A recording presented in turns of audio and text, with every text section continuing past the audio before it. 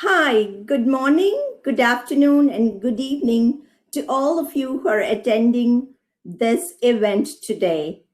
I think this is an amazing event where everybody from the world are coming together. A little bit about myself. I'm Swathi Young, Chief Technology Officer of Integrity Management Services, as well as Forbes Technology Council member. I'm located in Washington, D.C., in the United States. So obviously, we're all jubilant with the election results here.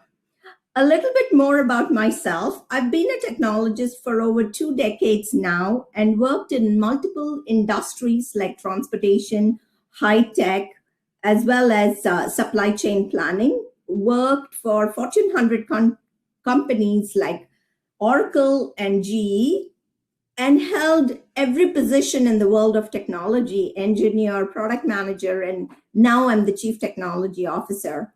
I also wear other hats. I'm a Women in AI ambassador. Women in AI is a nonprofit that started in France and has members from over 100 countries. And our goal is to increase diversity in artificial intelligence. I'm also the founder of DC Emerging Technologies. DC Emerging Technologies is a community that I built ground up, and it has over 2,000 members currently. And we host events and discussions and narratives around artificial intelligence, blockchain, virtual reality, and any other emerging technology that's coming fast and furious towards us. I also participate in US government initiatives. The most recently, I was leading the ethical AI framework for the US government agencies. What this framework does is it evaluates ethics in AI on multiple factors, and I was leading the bias in AI section. Last year, I co-authored an AI playbook for the US government that allows government agencies in the United States to evaluate the different phases on how to implement an artificial intelligence system. I'm happy to be here today. I'm also grateful and thankful to receive the 2020 Women in Leadership Award Leading for Impact. And today I want to talk about why diversity in AI matters and how it's directly correlated to the profits and return on investment of companies. So my topic is titled Accelerating Innovation Through Diversity in AI. So here I'm going to share my screen now.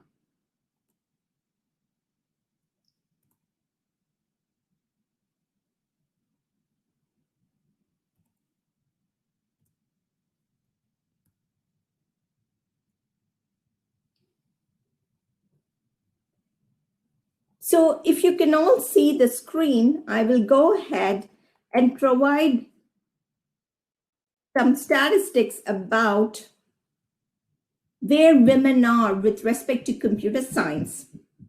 It is very disheartening to note that women have fewer computer science degrees today as compared to 30 years ago. You can clearly see that women are way ahead in biological sciences, whereas in the field of computer sciences, we are lagging as compared to year 1985. That is really a disheartening statistic. And my goal, and many women like me, our goal is to bring it back to higher levels, much higher than what we have seen in 1980s. The second statistic I will borrow from World Economic Forum's report that women make up only 22% of AI professionals. So sadly, 78 professionals are men. So women have to come up to 72% to make up this gender gap in terms of skill set. They have used the sources LinkedIn to actually evaluate some of the AI skills. Now let us look at what is artificial intelligence, because I know it's sort of a buzzword currently, but I want to demystify some of the things and present some use cases that are practical. So I'm going to borrow the definition from John McCarthy, who coined the term in 1956. Now, John McCarthy is a professor at Stanford, and he held a conference at Dartmouth University in 1956, where he brought together multiple professors who were working in the field of artificial intelligence. And that's when he gave the term artificial intelligence, and he defined it as intelligence that is displayed by machines as compared to human intelligence. But the most important thing to note here is it's an umbrella term. AI is a loaded term and an umbrella term because there are many subfields in AI. Some of the subfields are vision, speech, natural language processing, expert system robotics, and machine learning. But today, when you hear the term AI, the most common use case of AI is machine learning. Around 60% of use cases, both in consumer applications as well as business applications, uses machine learning. So let's touch at a very high level what are some of the use cases that we see on a day-to-day basis at our fingertips. So I'm sure you have shopped on Amazon, and it's always recommending what to buy next and actually enticing you. Amazon recommendation system uses machine learning, which is a subfield of artificial intelligence. Now, Netflix is interesting. Netflix had done a research that showed if people spend more than 11 seconds to select a movie, they just leave Netflix and go elsewhere. So one of the things they use machine learning is to recommend a movie to you based on your past viewing experiences. And if you've used any of the voice-based systems like Amazon Alexa, Apple Siri, or Google Home, they all use machine learning to learn from vast quantities of human-generated voice patterns. Uber price surging uses machine learning, and the photo tagging that automatically tags your photos on Facebook of your friends and family uses machine learning. But a very common example that we don't realize that uses machine learning is your spam filter. I remember in the days of 2000 and 2001, I used to get a lot of emails from Nigerian uncles offering a lot of money and gold. And now I no longer see those emails that are detected and caught by the spam filter so that it goes directly to spam and no longer bothers me in my inbox. So these are some consumer use cases that we use every day on our fingertips, but there are many use cases that businesses are using machine learning and AI for. Some of the use cases I can think of are credit card fraud detection, how to do predictive analytics around machine failure, and use cases of natural language processing and machine learning for sentiment analysis from social media, and many other use cases. So let me touch base upon at a very high level what is machine learning using my favorite example, movies. I'm a huge movie buff. So here I want to show some of my history of what kind of movies I like. I'm very partial towards movies that have won Oscars or have won Golden Globes. And I also love more of the drama genre and less of the sci-fi genre. I know you must be thinking she's a technologist and doesn't enjoy sci-fi. But really, these are my viewing patterns. So the ones in green X's represent all the Oscar-nominated drama movies I've watched on Netflix. The ones on red represent Golden Globes nominated, more on the genre of sci-fi and not so much of the drama. So if the new movie represented by the yellow box here, how will Netflix use that? So Netflix learns from the historical data of my viewing watching experience. And based on some statistical analysis, it will recommend this movie or not recommend this movie to me. So this is a simple example of how Netflix is using machine learning in what is called a recommendation system. So obviously, one of the things you will notice here is in order for the Netflix to use the algorithm of machine learning, it had to learn from the history of my viewing. So if it did not know what kind of movies I have watched on Netflix, it would not recommend for me. So what is important to note here in the context of machine learning and artificial intelligence is that all the historical data points and the historical information is what the machine learns from.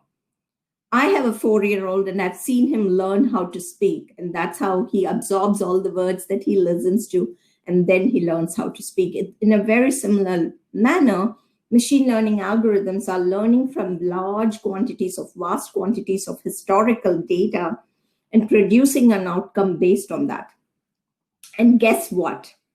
Historically, any information, any data points you take, the information is biased because as humans, we are biased.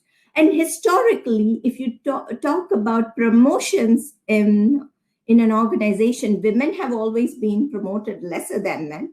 There are less number of women credit card applicants.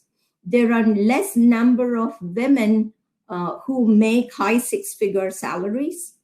There are less number of white people who get arrested when compared to African Americans.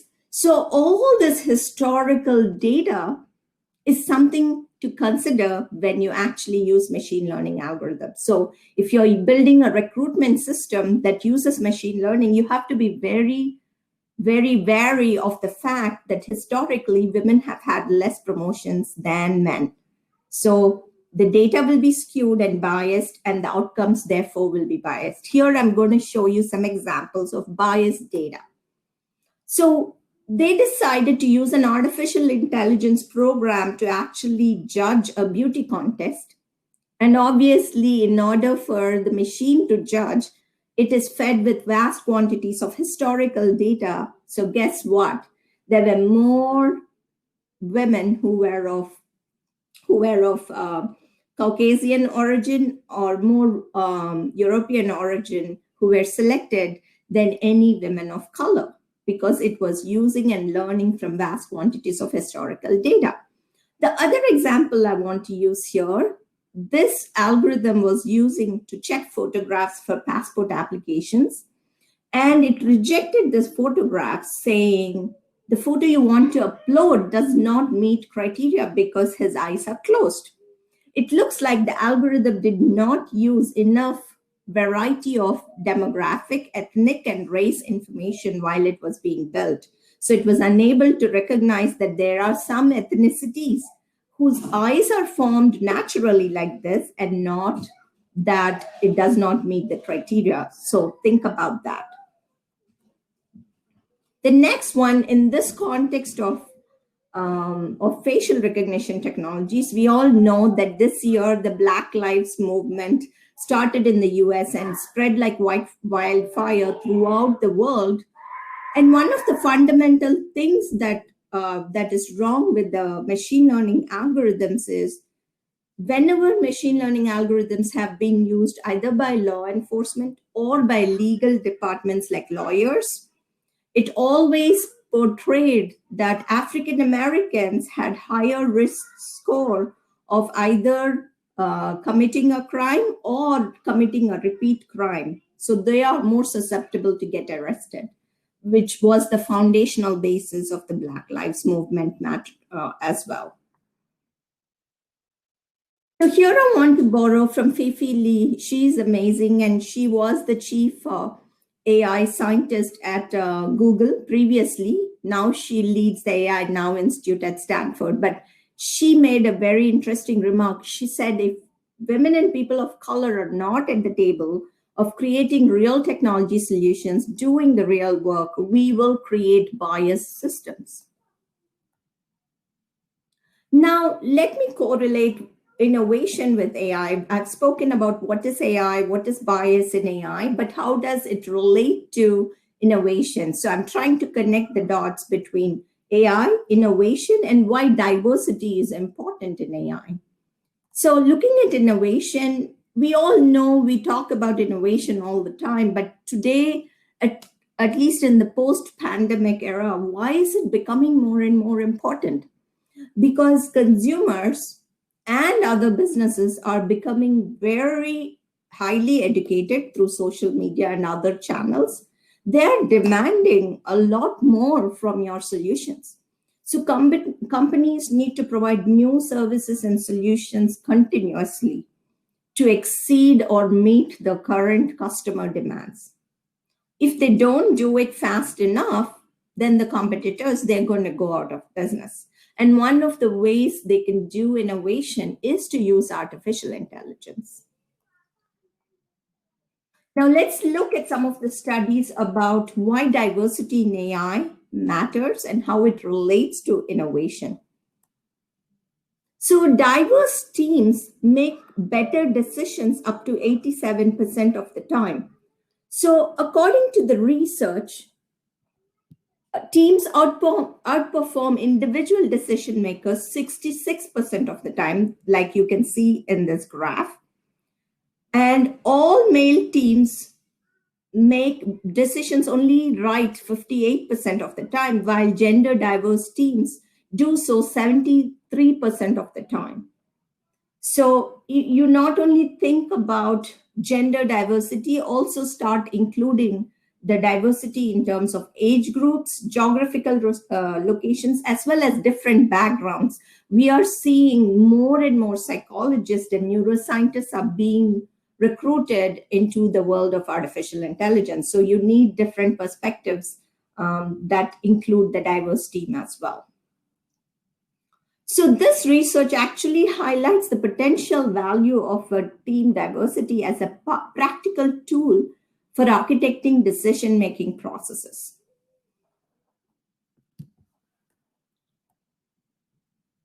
The other interesting thing to note is that women understand the market, they understand products, they understand services. They actually control 51% of the US wealth. And if you look globally, it's 40%. Women directly or indirectly influence 80% of the product purchases. So think about that number and what it means for businesses. And then diversity fuels creativity, which means you can retain your employees for a longer period of time if you enable them to be creative. Diversity leads obviously to better products and services. We've seen statistics proven again and again. Diversity helps you make better decisions, and diversity actually boosts profitability. There are many studies. Recently, Credit Suisse did a study, and it was directly able to correlate when they were diverse board members, when the board members of an organization had increased diversity, increased women representation, it had a direct correlation to profitability of the organization. But what are some practical ways that organizations can increase their diversity in AI, because AI can help with their innovation? So there was an excellent study that was done how men and women look at web pages. The left one represent men, how they look at a web page, and the right represent women. So here you can see the red band represents the heat map. So a man and a woman came to look for a recipe. And when you look at the heat map on the left side of a man looking at a web page, you notice very clearly he goes to the recipe, he sees the ingredients, he sees the process, and he exits the page. Whereas a woman, it's more diffused. The red is more diffused, which means she's browsing all over, maybe other recipes, maybe reviews and commentary. So men systemize and women internalize. That's the way we do it. And this is a very clear example of the heat maps of how women actually look at something and how men look at something. World Economic Forum has published the top 10 skills required in 2020 and beyond.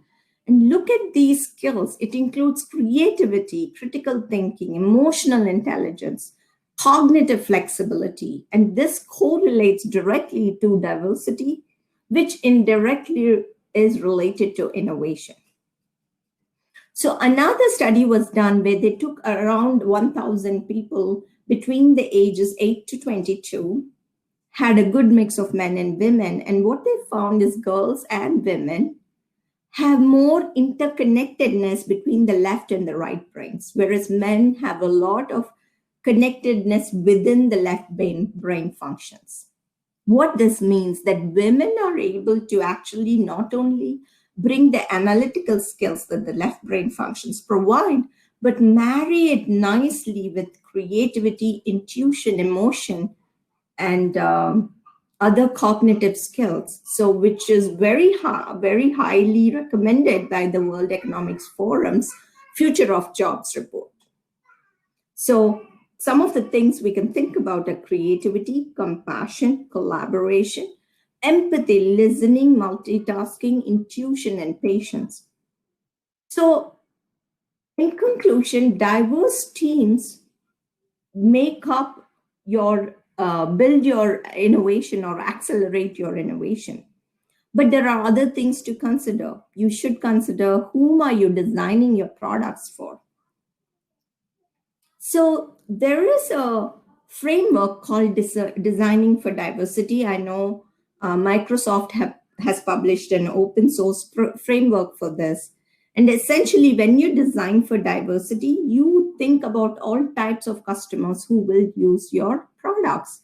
And the customers can be not just gender and sexuality, but also what ethnicity, what income and social class, education and training. And I know there's a lot of emphasis on designing for disabled people as well. But sometimes you also have to design for the culture and customs, because there are some countries that the culture of eating a certain type of meat is not recommended, whereas some other countries not so much. So making sure you keep at the back of your mind your culture as well is very important, because you're selling your products in certain regions of the world. The other thing I want to emphasize is ethics in AI. I will be remiss if I don't talk about this, because I recently published a framework for ethical evaluation of AI for the US government. So when it comes to ethics in AI, there are three things that you want to keep in mind: the bias, responsibility, transparency. I already provided examples of bias. And one of the things that we emphasize in this framework is how to measure what are some of the indicators of bias or responsible AI systems. And how do you monitor as they go through the life cycle of an AI system? The other thing that's huge in the world of AI is transparency. So if an AI system or a machine learning algorithm is recommending that one person does not deserve a loan compared to another person, you need to understand where that recommendation is coming from. So in the world of artificial intelligence, a term called explainability is being used. How can the algorithm explain the decision that it's made about X versus Y? So it's very important for transparency to be there and while designing your AI systems. Otherwise, AI will remain a black box that customers are skeptical of adopting. I already spoke about diverse teams, but one of the things when you talk about diverse teams is specific emphasis on your engineering team, but also emphasis on your stakeholder committee members. What I mean by that is these days AI has implications on your legal, what you're liable for as an organization. So make sure you include your legal team. AI also can impact your jobs or your customers' jobs. So please make sure you include your HR team. So diversity in terms of representation from multiple committee members as well. Already spoken about target customer personas. Gone are the days that we have only two genders. Now we have non-binary, transgender, and many more. So think about when you design, when you talk about customer journeys, when you think about how a user will use your system, you keep all the different customers' personas at the back of your mind, both while designing the system, while building the system, as well as while testing the system and continuous monitoring of the system. And last but not the least, I encourage each and every person, whether you're in technology or not in technology, to sit at the table, raise your hand and question about diversity and innovation, and bring your innovative ideas to the forefront. Only then we will succeed as an organization, as a community, and as a world society. Thank you so much. You can follow me on LinkedIn and Twitter And I also have a YouTube channel where I post regular videos by speaking to experts in AI about ethics in AI, bias in AI, and other factors that matter to influence and reduce the digital divide. Thank you again.